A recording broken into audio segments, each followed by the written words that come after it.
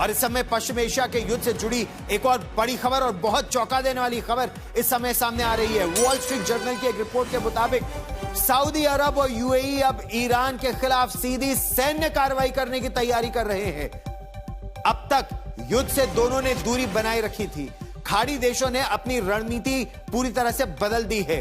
Saudi अरब के विदेश मंत्री फैसल बिन फरहान ने दो टूक चेतावनी दी है कि सऊदी अरब के सब्र की भी एक सीमा है। वहीं क्राउन प्रिंस मोहम्मद बिन सलमान ने रोकने की रणनीति को बदलकर अब सीधे युद्ध में उतरने के संकेत दे दिए हैं।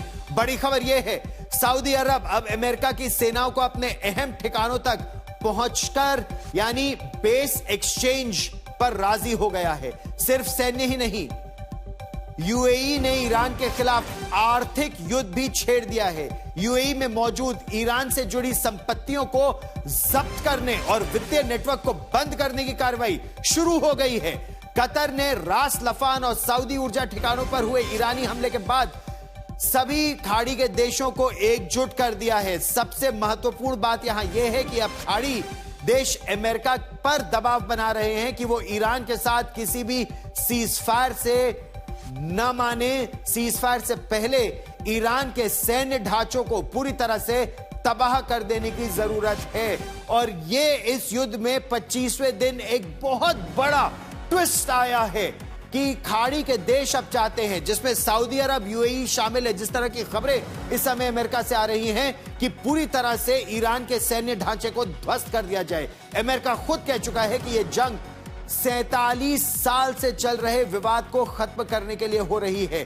लेकिन अमेरिका के राष्ट्रपति डोनाल्ड ट्रंप एक तरफ तो सीजफायर की बात कर रहे हैं, जबकि दोनों के बीच इतने ज्यादा मतभेद हैं कि समझौता होना कठिन ही नहीं लगभग नामुमकिन है। और आइए अब हम आपको बताते हैं कि क्यों दोनों देशों की जो शर्तें हैं उसमें मिडिल ग्राउंड या बीच का वो रास्ता खोजना बहुत कठिन है। अमेरिका की शर्त क्या है? सीजफायर पहले ईरान करेगा। ईरान क्या कह रहा है? गारंटी मिले कि दोबारा कभी हमले ईरान पर नहीं होंगे। अमेरिका की शर्त क्या है? हमले नहीं होंगे, विश्वास करें। ईरान का क्या कहना है? यूएस पे भरोसा किया ही नहीं जा सकता। तीसरा पक्ष कोई हो जो गारंटी दे इस बात की। यूरेनियम का शून्य संवर्धन हो। अमेरिका कह रहा है संवर्धन कानूनी अधिकार है, ऊर्जा के लिए हथियार नहीं बनाएंगे। संवर्धित यूरेनियम को सौंप दे ईरान अमेरिका को। ईरान का कहना है किसी को भी नहीं सौंपेंगे। क्या इस पर मिडिल ग्राउंड मिल सकता है? पूरी शर्तें माने तभी प्रतिबंध हटेंगे। ईरान का कहना है बैंकिंग हो, ट्रेड हो, जब्त संपत्ति हो, जितना बैन लगा है ये सारा हट जाए बैन ईरान पर। तो ईरान कह रहा है कि हम ना डर रहे हैं ना झुक रहे हैं। ईरान चाहता है कि युद्ध चलता रहे। लेकिन क्या शांति का रास्ता निकलेगा? इस बड़ी खबर पर रहेगी नजर।